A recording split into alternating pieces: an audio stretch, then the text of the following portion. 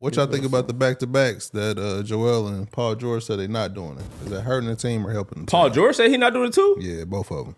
Yeah. Oh, that's well, they're not going to be on any All-NBA teams. Like I said, they not top 4 in the East, so don't even worry about it. What y'all think that's going to do for them, though? I think it's going to hurt them. It's going to hurt because they're going to need a record this year. The East is good. They got some guys that can replace that might help, though. They got Andre Drummond. They got Kelly Oubre. They got Eric Gore. Martin, too. Yeah. Martin. Ooh, yeah. Caleb Martin's a big pickup. I think they still smooth out East. The East is wicked this year. What do you think is a good number of games he played? 82 games, man.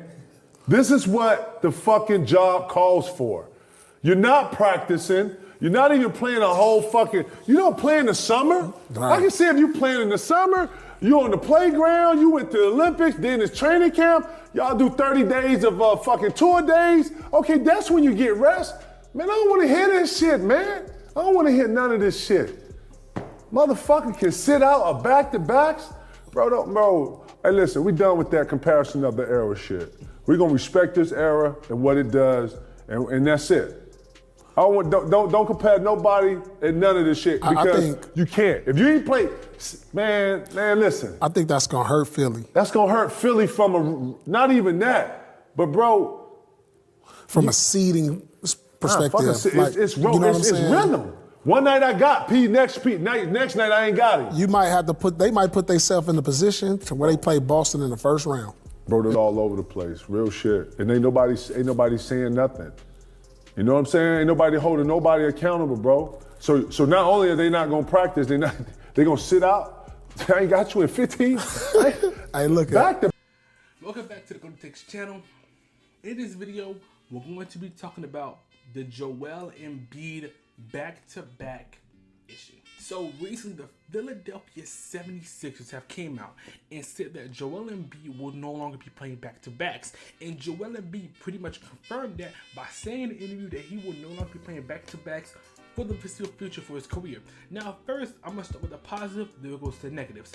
One, that makes sense. Joel Embiid is already an MVP type player, all NBA type player, and everybody in the NBA community knows that Joel Embiid, when healthy, is a top player in the NBA. So Joel Embiid doesn't need to establish himself in the Hall of Fame, as he is already a first ballot Hall of Famer, and he is already one of the best players in the NBA. So in terms of that, Joel Embiid has no reason to prove himself in a regular season that doesn't matter to him. He's going to get injured either way. Good for him, because the Raptors did this with Kawhi Leonard when he was on the Raptors, as they didn't have to play that many games, as he only played 60 plus games, which is good for Kawhi because, as you know, Kawhi Leonard is a very injury prone person, so him not playing into the playoffs makes sense. Joel Embiid is the best player on the 76ers, and they need him to play in the playoffs for him to have deep postseason runs, as every season he gets injured, and when he gets injured, he forces himself to play in the playoffs, which causes other issues.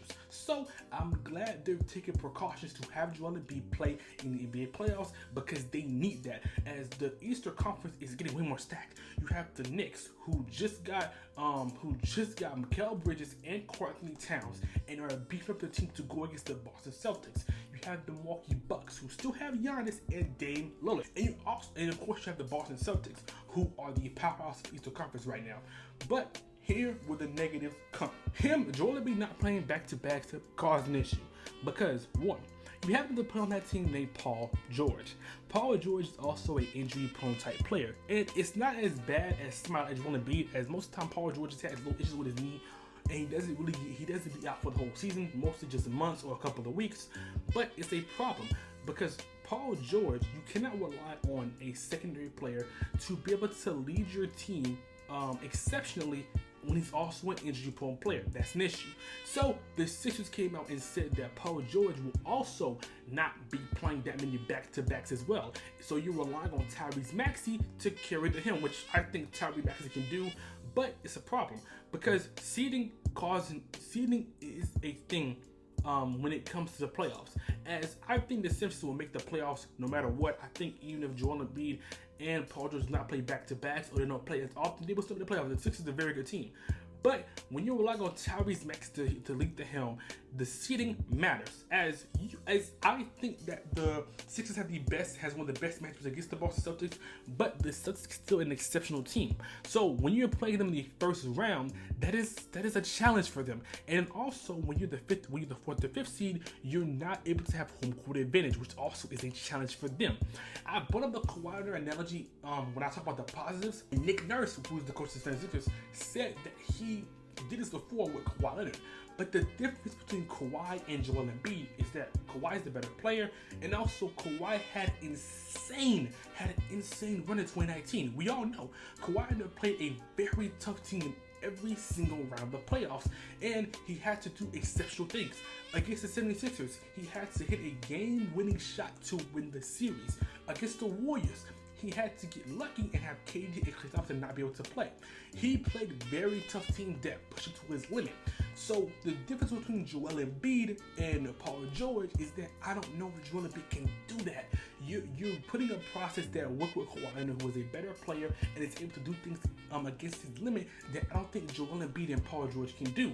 Now, I think the Sixers will still make the playoffs. I think they will still have a deep postseason run, whoever they go against. And I just think when you're going against a team like the Boston Celtics, it's going to be hard to beat them off the rip in the first round. That's a tough team to play in the first round.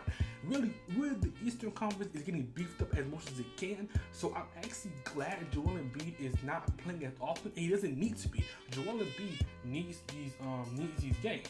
But the thing is, thanks to Legends Winning for this graphic as well, is that when you look at March, there is a lot of games in March that they're playing that it's back-to-backs. And also, there's a lot of games in general that they're playing every other day. So that's the thing.